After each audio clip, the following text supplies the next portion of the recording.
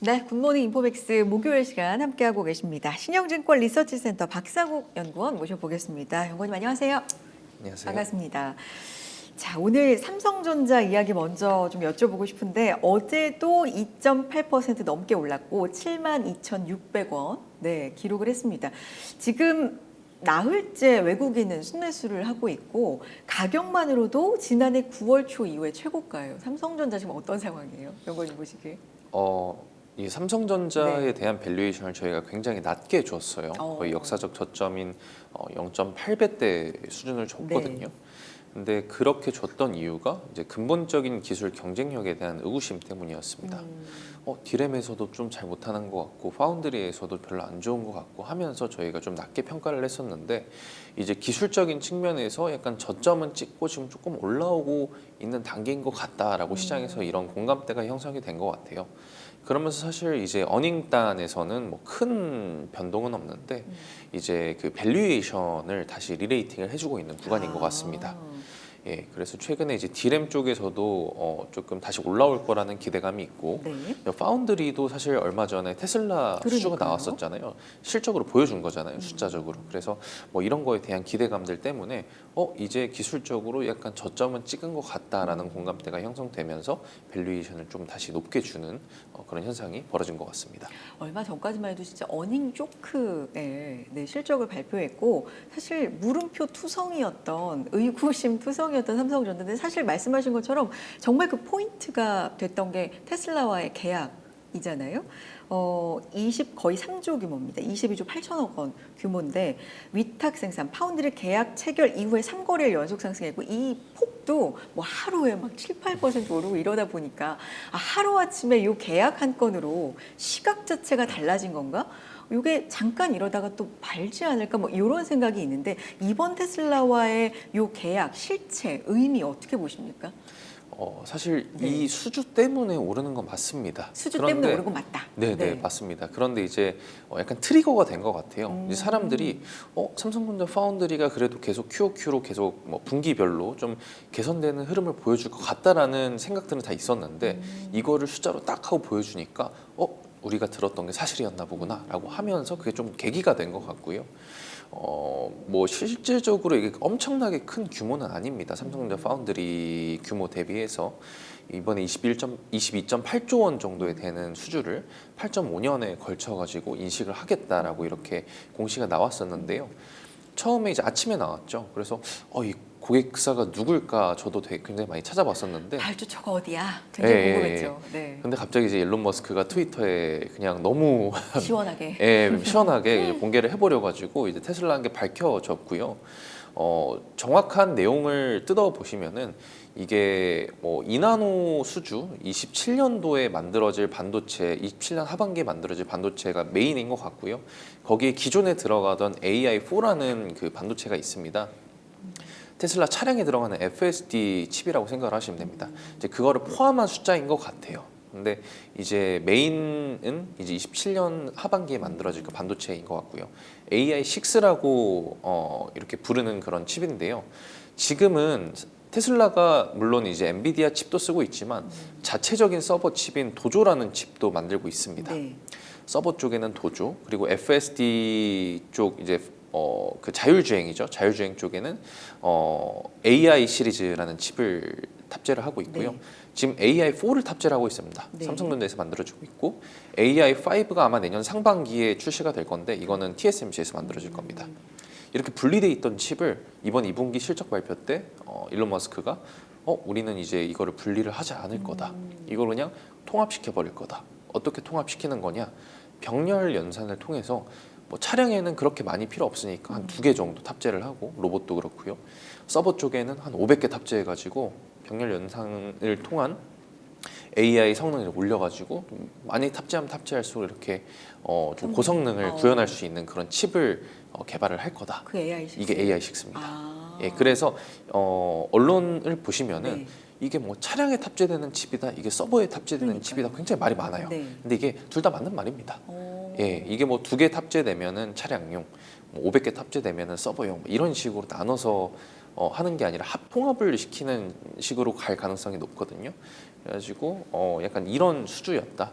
27년 하반기 양산을 목표로 하고 있는 걸로 알고 있고요. 그래서 뭐 연간 연평균으로 봤을 때는 뭐 2.7에서 2.8조 원 정도 인식 가능하지 않을까 좀 보고 있습니다. 계약 당사자가 이게 보통 이제 비밀 유지, 뭐 계약 이런 게 있어서 잘 안 밝혀지잖아요. 그냥 시장에서는 대부분 이제 추측을 하는 것뿐이지. 근데 진짜 이례적으로 머스크 CEO가 계약자 나야 이렇게 밝히면서 우리 집하고 그거 짓고 있는 공장도 굉장히 가까워. 내가 직접 다 챙길 거야. 이런 얘기를 한 것도 뭐 의도도 있지 않을까 싶긴 한데 좀 의도마저도 추측을 해본다면 어떤 의도일까요? 예, 당연히 이거는 이제 추측의 영역이니까 그러니까요. 조금 조심스럽게 네, 제가 네, 전망을 해보자면은 지금 TSMC가 굉장히 바쁩니다. 가동률이 정말 말도 안 될 정도로 높거든요. 이제 사실 룸이 없어요. 지금 다른 고객사들을 더 받아들일. 그렇다 보니까 이제 메인 고객사들은 잘 챙겨주는데 물량이 많지 않은 고객사들에 대한 그런 태도가 좀 그렇게 좋지는 않다라고 알고 있습니다. 그게 테슬라예요. 테슬라도 있고 퀄컴, AMD 뭐 이런 업체들도 너네 왜 애플하고 엔비디아만 잘 챙겨주냐, 납기일도 걔네들만 잘 맞춰주고 뭐 신규 투자 들어가면 걔네들한테 라인 배정해주고 이런 불만들이 굉장히 많습니다. 이거는 1, 2년 전부터 이미 시장에서 나오던 얘기라서요. 그래서 삼성전자 파운드리의 경쟁사인 이제 TSMC를 우리 이제 삼성전자 파운드리 쓸 거다. 이제 너네 좀 이런 거를 보고 좀 긴장감을.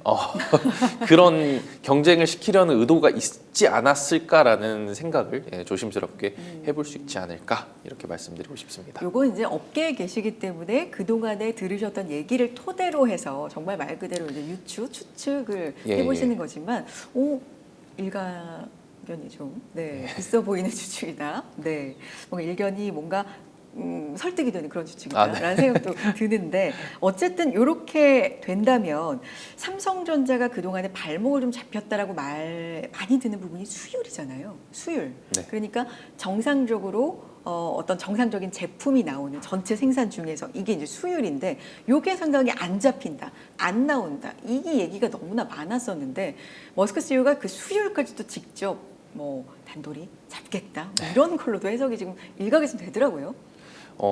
머스크가 이번에 이제 트위터를 통해서 직접 제조 공정에도 개입을 하겠다라고 밝혔어요. 그러니까 이제 여러 측면에서 우리가 도와줘서 뭐 수율이든 성능이든 이런 거를 같이 한번 끌어올리겠다라는 의도로 파악이 되거든요.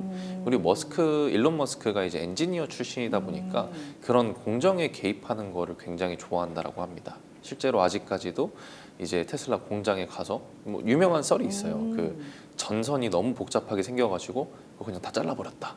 그 얘기 들었어요.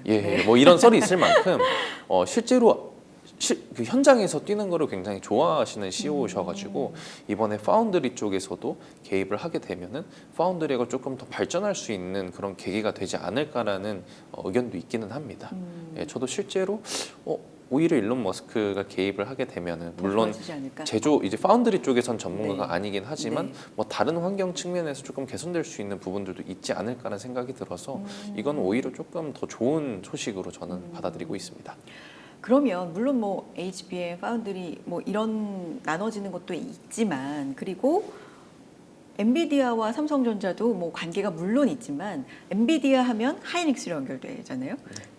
테슬라 하면 뭐 삼전으로 연결되고 뭔가 이런 구도가 형성이 된 건 그런 건 아니에요? 그렇게 보기엔 좀 무리가 있습니까? 아니면 맞는 말씀이신 것 같습니다. 이제 어쨌든 AI5까지는 TSMC, 도조 2까지는 TSMC예요. 둘 다 내년 상반기라고 저는 전망을 하고 있고요. 근데 그 이후부터는 대부분의 물량을 아마 삼성전자한테 주는 식으로 이번 수주를 보면요, 그런 방향으로 가는 거기 때문에 이제 테슬라와 삼성전자의 그런 협력 관계가 더욱더 이제 견고히 될 수 있는 그런 계기가 되지 않았을까 이렇게 전망을 하고 있습니다. 그러면 엔비디아 퀄테스트 진짜 오랫동안 이 삼전 발목도 잡고 이 투자자분들도 좀 답답하게 만드는 요게 만약에 된다 그러면 더 점프업 이런 게 지금 그려지는데 너무 밝은 전망인가요? 아니요, 말씀하신 맞아요. 게 맞습니다. 만약에 엔비디아 쪽으로 내년 HBM4 쪽으로 정말 유의미한 개선세가 보여진다라고 하면은 그럼 테슬라도 있고 엔비디아도 있고 이러면은 삼성전자 주가 상승 폭이 꽤 클 수 있다라고 저는 생각을 하고 있고요. 여기에 대한 기대감이 있는 게 이제 다른 업체들은 지금 1B 나노로 이제 HBM3E, 12단 이렇게 만들고 있는데 삼성전자는 지금 1A로 만들고 있습니다. 그 어떤 얘기예요? 그 예전 노드라고 예전 아. 테크놀로지를 이용한 반도체로 HBM을 만들고 있고요. 다른 업체들은 이제 좀 더 최신 테크놀로지로 만들고 있는 거예요. 그런데 삼성전자가 지금 이게 A, B, C 순으로 가는 거거든요. 테크놀로지가 1A, 1B, 1C인데 우리는 HBM4를 3사 중에서 유일하게 1C로 만들겠어라고 하고 있는 단계입니다. 최신. 예. 네. 1C 쪽으로 유일하게 만들겠다라고 선언을 했다 보니까 거기에 대한 기대감이 좀 최근에 주가에 많이 반영이 되는 것 같고요. 그것도. 예, 그리고 실제로 최근에 1C 나노 쪽 엔지니어 분들 말씀을 들어보면은 연초에는 굉장히 성능이 안 좋았다라고 저는 파악을 하고 있었는데 최근에 들어서 확실히 조금 많이 개선된 부분들이 있어서 여기에 대한 기대감들이 지금 주가 밸류에이션에 조금 많이 작용을 한 게 아닐까라고 조심스럽게 추측을 하고 있습니다. 그러면 최근에 삼성전자의 주가 상승 그 트리거 역할은 물론 테슬라가 했지만 엔비디아 쪽하고의 어떤 연결, 원씨 말씀해주신 이 부분도 분명히 반영은 있다라는 말씀이시네요. 엄청 있습니다. 엄청. 예, 이게 사실 스마트폰도 너무 네. 좋고 가전도 너무 네. 좋고 하지만 투자자분들이 삼성전자 하면은 가장 많이 떠오르시는 게 반도체입니다. 반도체 중에서도 이제 디램하고 파운드리가 그렇죠. 최근에 굉장히 주목을 많이 받고 있는데 최근 2-3년간은 요 부문에서 조금 좀 좋은 성과를 보여주지 못해서 이제 주가가 안 좋았었는데 요즘 이 두 가지 측면에서 좋은 얘기들이 많이 나오고 있다 보니까 그런 것들이 밸류에이션에 많이 반영이 되고 있는 것 같아요.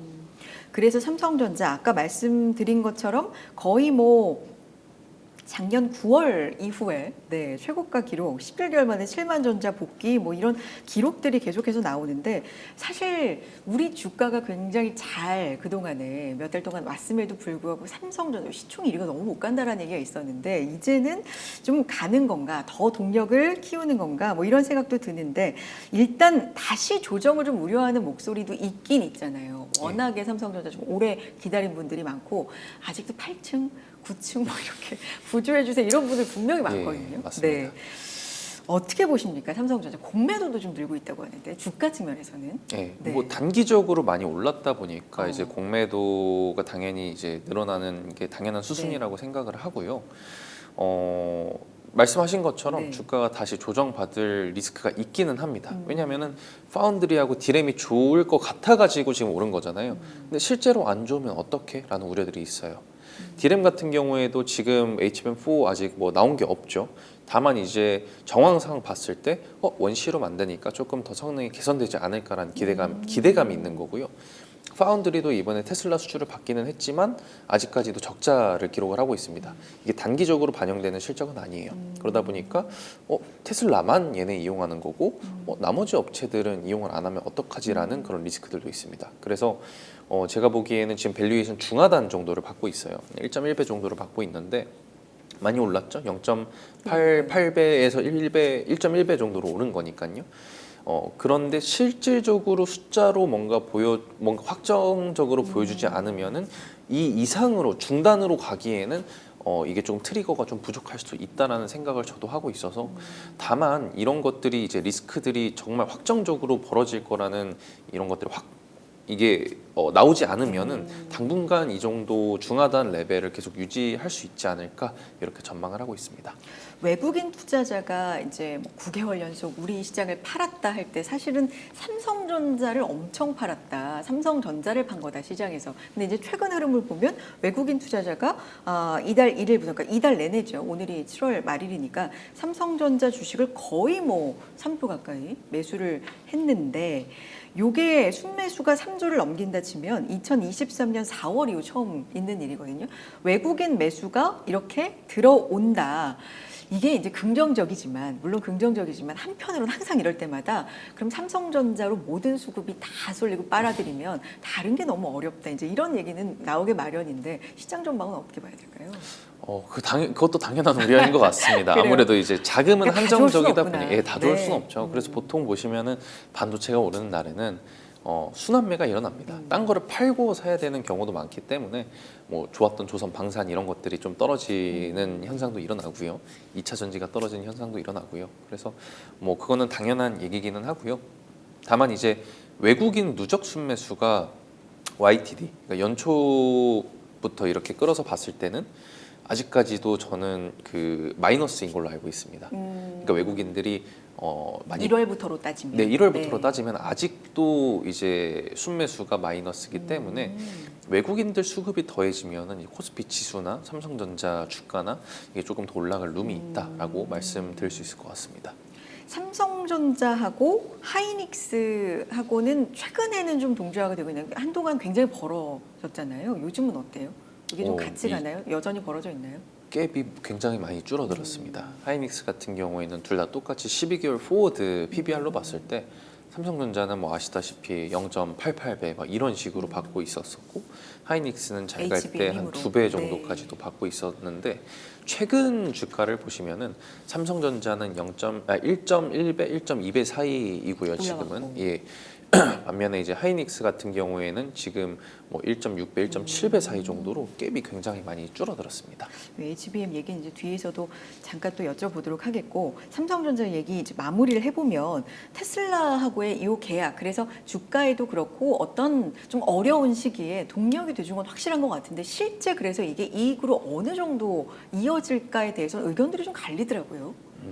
그래서 이걸 역산을 조금 해보면요. 네. 뭐 그 웨이퍼 가격 같은 것들도 전망치들이 웬만하면 다 있거든요. TSMC가 2나노 웨이퍼가 시장에서 한 3만 달러 정도로 보고 있습니다. 5천만 원 정도 되는 거죠. 네. 삼성전자는 조금 더 싸게 공급을 할 겁니다.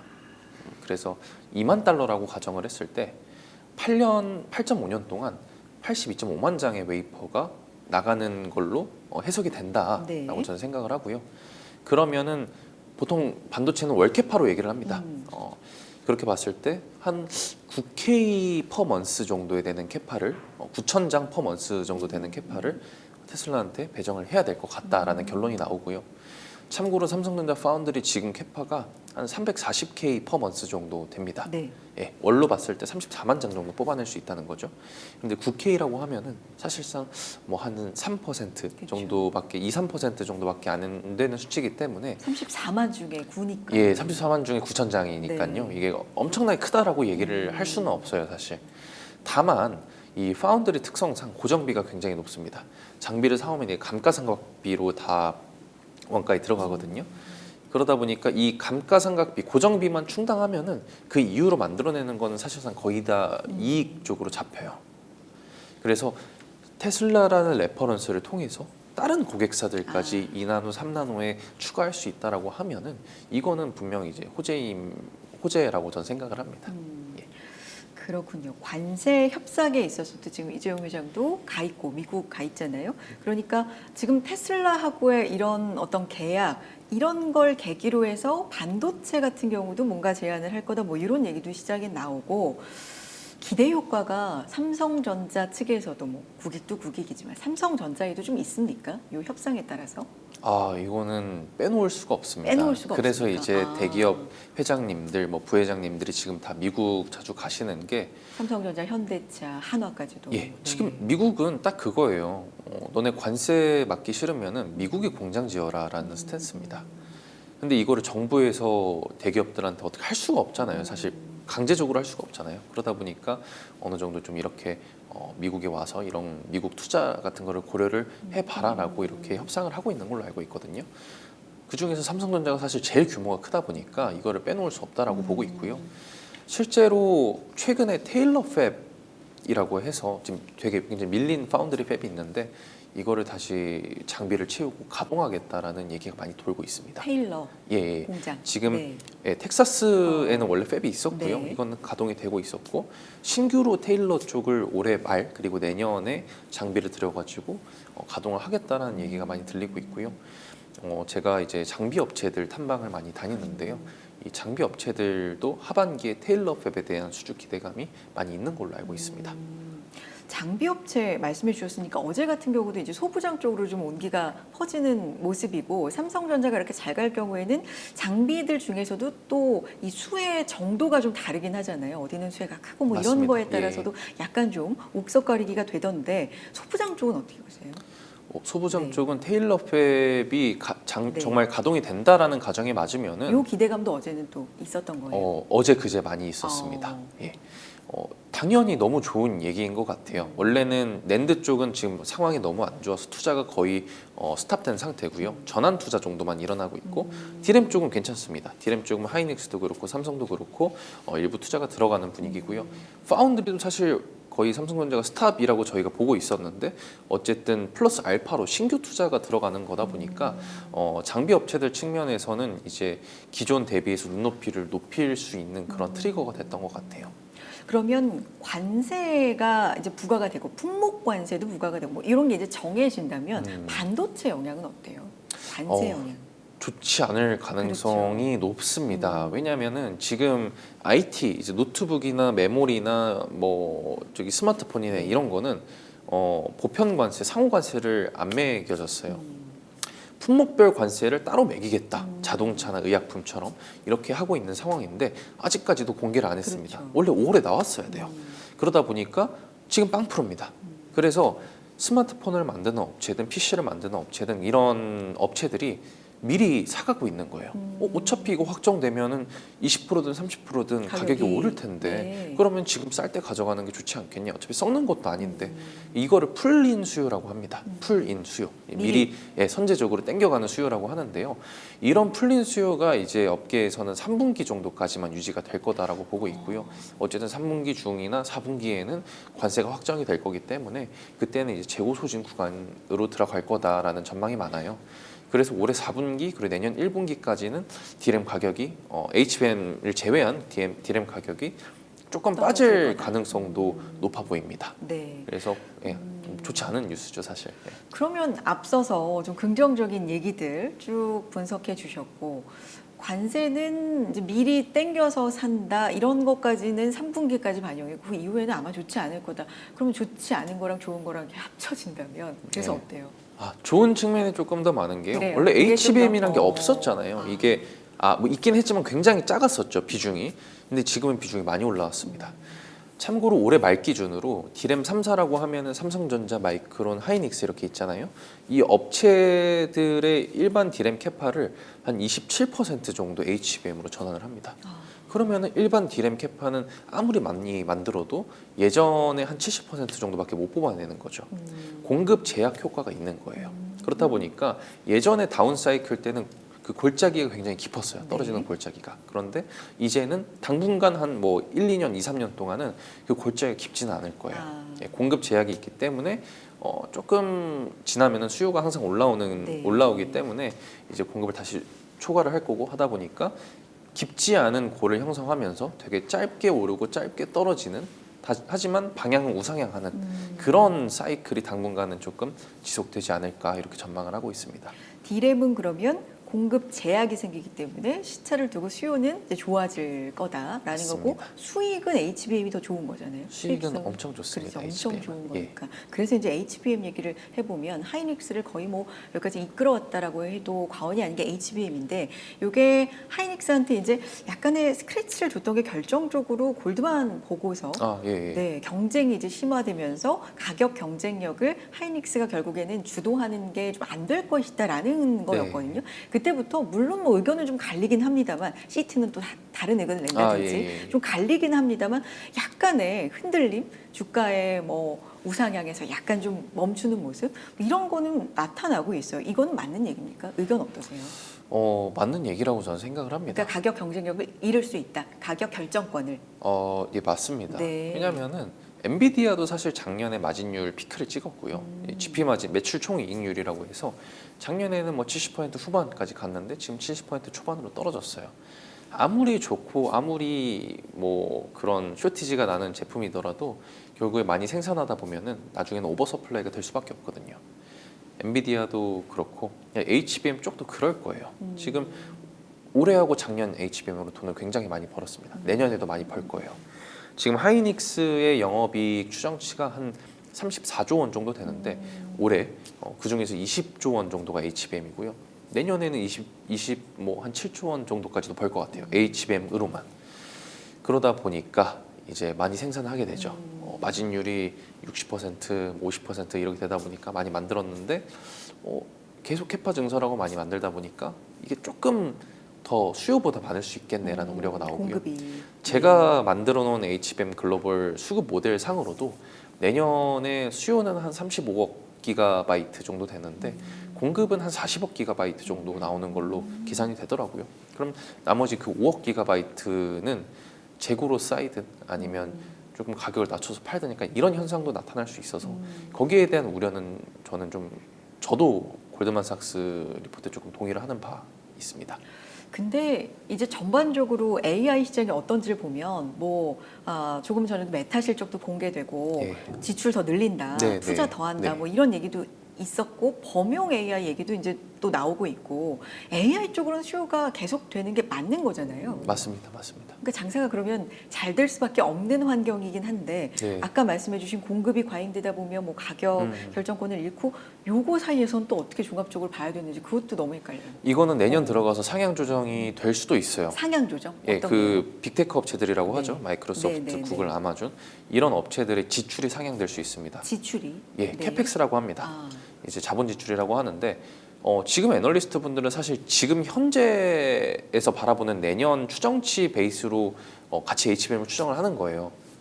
지금은 내년에 9% YOY로 늘어난다고 잡혀 있는데 이건 내년 들어가서 더 올라갈 수가 있어요.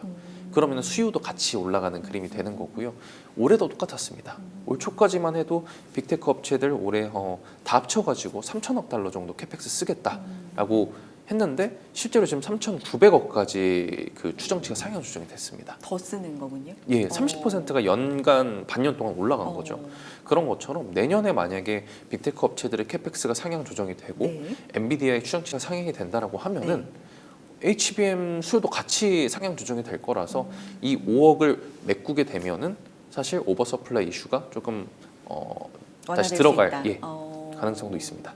그러면 하이닉스, 삼성전자 이제 종합을 좀 해보면 약간의 키 맞추기가 지금 이루어지고 있는 상황에서 하이닉스는 어떻게 봐야 됩니까? 뭐 좋은 점도 있고 우려도 좀 나오고 있고 이런 상황인데요. 지금 우려가 있기는 한데 네. 얼마 전에 구글도 그렇고 오늘 메타도 그렇고 다 캐펙스를 조금씩 상향 조정을 하고 있는 걸로 봐서 내년 추정치도 같이 올라갈 가능성이 높고요. 이렇게 되면은 저희가 우려하고 있던 HBM 오버서플라이에 대한 이슈도 조금 낮아질 가능성이 있고요. 지금 시점에서는 하이닉스가 이제 밸류에이션 중상단보다 더 아래로 떨어졌거든요.